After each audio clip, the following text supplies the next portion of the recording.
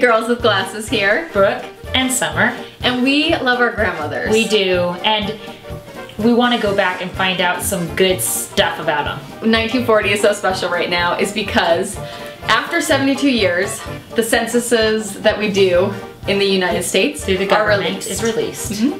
So the 1940 census, we can go check and see where our grandparents lived, Thanks or to- great-grandparents. Thanks to Ancestry.com. Yep, we're gonna So hop on Ancestry.com right now and search those records and find our cute little grandmothers. They are so cute. We set up our own profiles where you can put your information and then your parents' information and then your grandparents' information Otherwise known as a family tree. and then etc, etc, etc. Branches.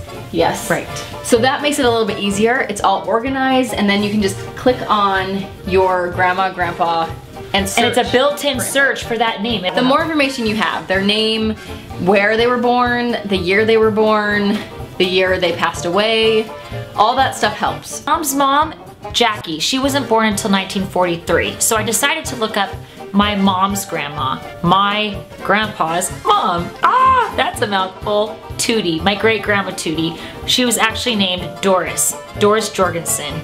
And looking up Doris, I found her parents, Nora and John. P.S. I love the name Nora, maybe for my next girl. Anywho, I found out that my grandfather, my great-great-grandfather John, is a carpenter, much like my dad is a carpenter. And also, talking to my mom about this information I found out, she told me that my great-great-grandparents started a band together. How cute is that? Turns out that my grandma Tootie ended up playing the piano. We inherited her piano, and that's the piano I grew up playing my entire life. And she would come for Christmas dinner and make deviled eggs, which my mom makes to this day.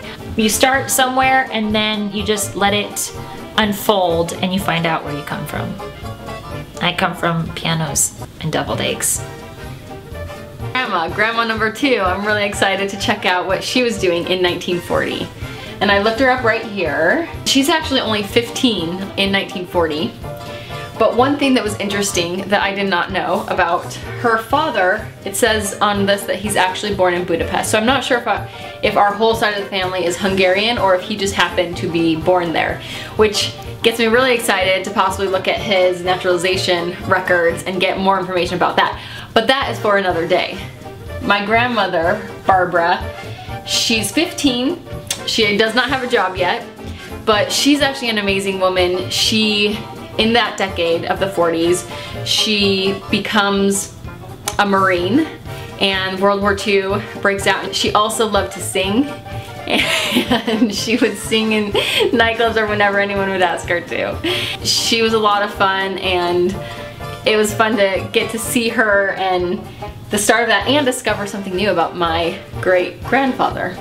Sometimes we think genealogy or finding your family history sounds boring, but it's not. It's just putting the pieces together to find out who you are. Your family history. Where you come from. And very powerful, right. Very moving, very...